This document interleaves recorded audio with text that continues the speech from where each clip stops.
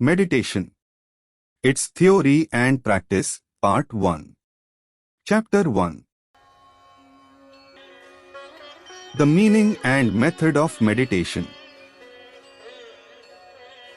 The art of meditation is not a job to be performed as one does the duties of one's profession in life, for all activities of life are in the form of a function of one's individuality or personality, which is to a large extent extraneous to one's nature, due to which there is a fatigue after work, and there are times when one gets fed up with work altogether.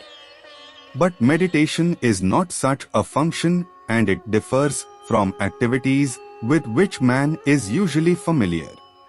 If sometimes one is tired of meditation, we have only to conclude one has only engaged oneself in another kind of activity, calling it meditation, while really it was not so.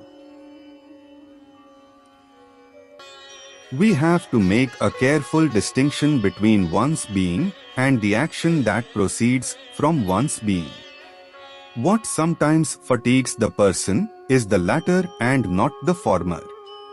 We may be tired of work, but we cannot be tired of our own selves. So it naturally follows that whenever we are tired of a work or a function, it is not part of our nature but extraneous to it.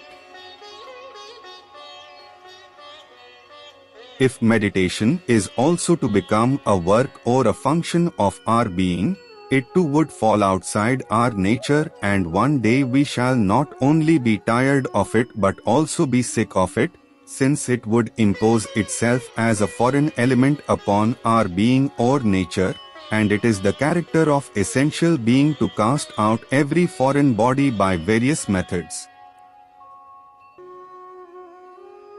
Aspirants on the spiritual path are generally conversant with the fact that meditation is the pinnacle of yoga and the consummation of spiritual endeavor.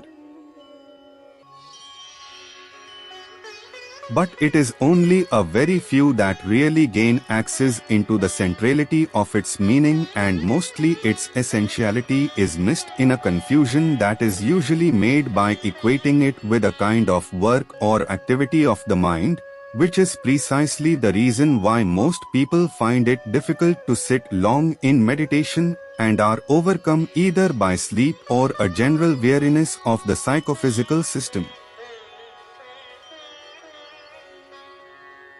It is curious that what one is aiming at as the goal of one's life should become the cause of fatigue, frustration, and even disgust on occasion. People seek to know the secrets of meditation on account of dissatisfaction with the normal activities of life and detecting a lacuna in the value of earthly existence.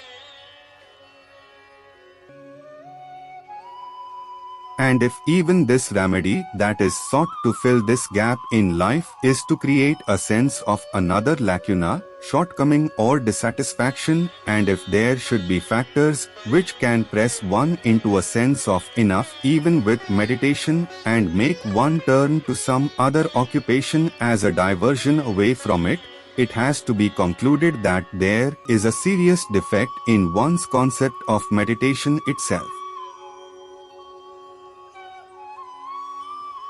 When we carefully and sympathetically investigate into meditation as a spiritual exercise, we come face to face with certain tremendous truths about nature and life as a whole.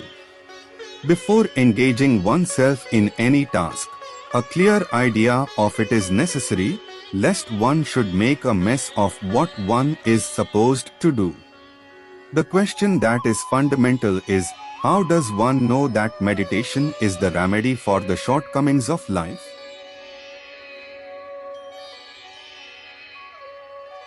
An answer to this question would necessitate a knowledge of what it is that one really lacks in life, due to which one turns to meditation for help. Broadly speaking, one's dissatisfaction is caused by a general feeling which comes upon one after having lived through life for a sufficient number of years, that the desires of man seem to have no end, that the more are his possessions, the more also are his ambitions and cravings, that those who appear to be friends seem also to be capable of deserting one in crucial hours of life.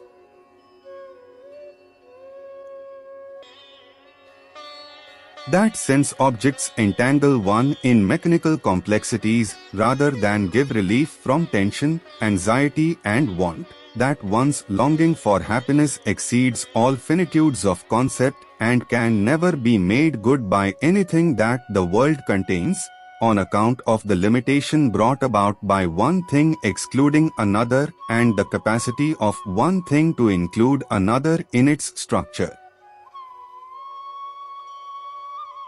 That the so-called pleasures of life appear to be a mere itching of nerves, and a submission to involuntary urges and a slavery to instincts rather than the achievement of real freedom, which is the one thing that man finally aspires for.